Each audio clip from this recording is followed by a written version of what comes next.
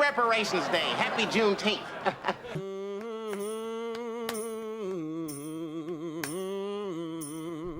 Last year, we covered the transatlantic slave trade.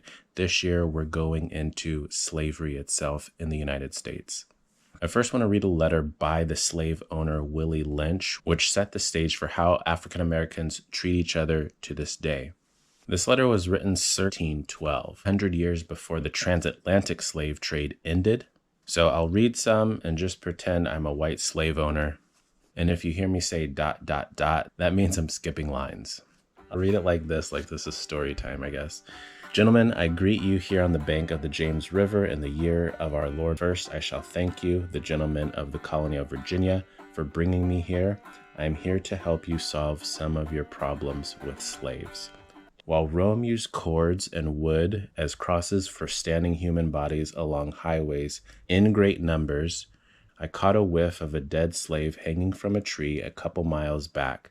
You are not only losing valuable stock by hanging slaves, you are having uprisings, slaves are running away, your crops are sometimes left in the field too long. So this guy's coming in talking about how we don't really care about the lives of the slaves. What we're interested in maximizing our profit. How can we get our situation to be better? ... In my bag here, I have a foolproof method for controlling your slaves. I guarantee every one of you that if installed correctly, it will control the slaves for at least 300 years. This happened in 1712. 300 years later would be 2012. He predicted this, and his plan has been carried out flawlessly because what he's about to talk about is happening today. My method is simple. Any member of your family or your overseer can use it.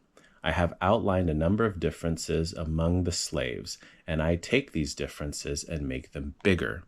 I use fear, distrust, and envy for control purposes.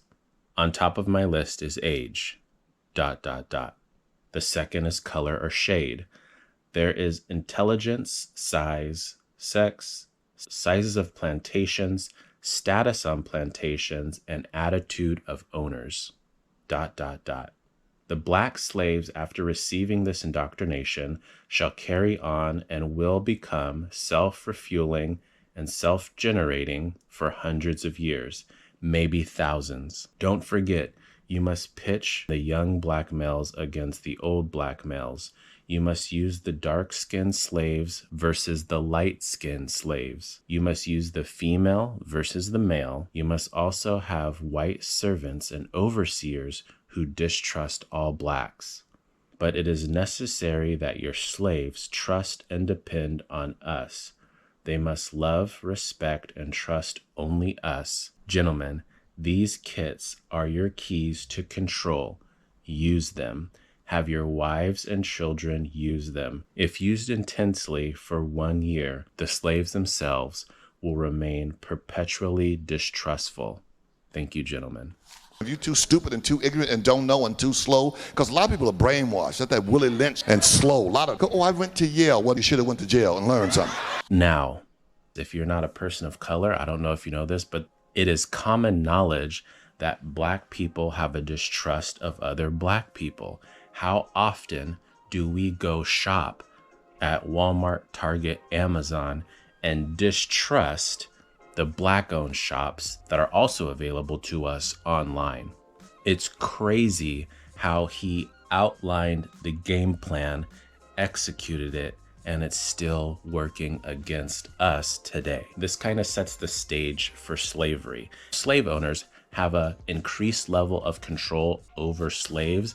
Now let's get into the slave economics that happened on plantations. Fast forwarding to 1754, the population of slaves increased to about 250,000. Eli Whitney's father invented a process to separate seeds from cotton, but it is Eli Whitney himself who invented a machine that could mechanize the process. And with the machine in place, production of cotton could go a lot faster. And when the production of cotton can go a lot faster, faster, that means profit could start flowing faster. So with that invention, the population of slavery went from 250,000 to about 4 million as the demand of the South's cheaper cotton became rampant. So by 1808, even though the transatlantic slave trade was abolished, the domestic slave trade amongst the southern states expanded because they needed more workers to pick the cotton to feed the machine. By the 1830s, nearly half of America's exports was slave-grown cotton. And an even more crazy fact, 60% of the world's cotton came from these southern states that slaves grew. And with all this increase in money that the United States was getting from the cotton production, it was able to build up the infrastructure of the United States. But what do you think happens when you're forced to increase the production of a product and you're not paying the workers? That's right, things got crazy. Riots, rebellions were happening left and right as one side was trying to increase production while the other side was getting worked mercilessly without pay and without any kind of concerns for working conditions. And with all the talk of different uprisings that were happening, slave owners became increasingly paranoid, and so random arrests and attacks on Black people happened simply out of fear. By the 1850s, nearly half of the slaves were working cotton plantations. And in 1858, the U.S. Attorney General declared that because slaves were property of the owners, any ideas, intellectual properties, patents, so on and so forth, belonged to the slave owner. So it's crazy to think that even though slaves were going through this horrendous period in their life, they were still creating things or coming up with inventions that could have got them money based off of people wanting to buy them. But the patent or the product essentially belonged to the slave owner. So not only were they robbed of their freedom, they were robbed of their ideas, and they were robbed of potential monetary gains. And for this reason, a lot of slaves didn't put their own name on their patents, but rather the lawyer who would have to file the patent. So as cotton was taking off and the infrastructure of America was being built up based off of the new revenues from the cotton trade, you cannot say that slaves did not play a hand in building this country. Another thing that slave owners could do is because slaves were assets, slave owners could fund investments with slaves. In today's standards, if I want to take out a loan, I might have to put down my car or my house as collateral. Whereas back in the day, slave owners could say, well, if I'm not good for this money, you can just take 5 of my slaves. It's not a big deal. So another way slave owners used slaves as leverage is in politics. The US Constitution adopted the 3/5 compromise, meaning that if you owned a slave, you owned 3/5 of an actual person. And the more people you have in your state correlates to how many representatives you get in Congress. And let's think for a second, which states are more likely to have more slaves, the North or the South? This shifted the balance of power in Congress to the southern states. As our nation was growing, the nation's capital was expanding.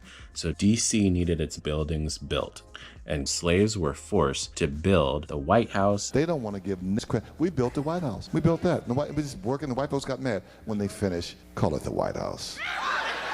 And a bunch of other historical buildings in DC. But for the work that slaves did in these projects, some earned small wages. And some of these slaves saved up enough money to buy their own freedom. But guess what? A lot of slave owners did not like that. And a lot of slave owners were in high places. So they started introducing black codes. Black codes were basically a way to say, yeah, you're free, but you're gonna follow a different set of rules. So Black people, along with the lower echelon of society, were given things like curfews. And if you broke curfew, you had to pay a fine. And if you didn't pay the fine, you were either beaten and or put in jail. At this point, Black people who are free just want to be left alone. They've endured 100 years of slavery. They scrimped and saved so they can buy their own freedom. And now they're still being attacked. And the black codes were not enough. We had to kick it up a notch. So they increased the fines. And not only did they increase the fines, which they called peace bonds, they had to then pay those peace bonds to a well-respected white person. Another requirement for these black codes was for them to keep their freedom papers on them. Where else have we seen that in history? And not only that, in some cases, they had to have documents signed by 3 white people that could vouch for their character. So around 1830 in Washington, D.C., there were more free black people than there were slaves. And so this led to black people saying, hey, let's fight for the people who are still being enslaved. Let's develop laws so they can get their freedom without having to pay an exorbitant amount of money. And what do you think happened? In 1836, a gag rule was set in place. This rule banned any introduction of any bills or petitions that involved slavery. And then when the gag rule was in place, what do you think happened? More riots. And it wasn't always riots about people of color wanting their rights. It was about other white people saying, how dare these second-class citizens ask for more rights? Let's go burn down their town. So with talks of different fights and riots happening, again, people just want to be free. A compromise was started in 1850, and that compromise said that the slave trade had to end. We're not gonna start anything new revolving around slavery, but if you still want to do it, you can do it. You just have to be in the right state. But in DC, the freed slaves were still fighting for rights. And in 1861, Washington, DC passed a bill that ended slavery. So Washington, DC was ahead of its time, and it only took about 4 years before slavery ended for the entire country. And that's where I'm going to end this video. I'll put a link in the description that is the resource for where I got my information. This book, History of the Black Dollar. And if you've been watching my channel for a while, you know that I'm on a quest for financial independence. And the reason that I want financial independence is not only because I want to be free and do whatever I want, it's because my mom and the ancestors that came before me had to go through a lot. And for me to sit here and still be a slave to an employer is not what they envisioned for me. So I want to honor both my mother and my ancestors by being free in every sense of the word and giving others the blueprint on how to do it for themselves. Because like I used to say, everybody deserves to be happy. And as humans, we're happy when we accomplish goals, and everybody deserves to be free. And the only way you can be free in this capitalist society that we live in is to have wealth. You could argue that fact with me if you want, but the reality is we didn't make the rules of the game, but it's up to us to learn how to play the game. Let me know your thoughts about this video in the comments. Like, share with somebody who needs to hear this information. Again, happy Juneteenth. Let me know also in the comments if you're doing anything special, and I will see you next year where we will talk about the economics of the black dollar post-slavery. All right, peace and blessings to you all, and remember to smile because you are beautiful. Peace. Happy Reparations Day. Happy Juneteenth. I just wanna be free.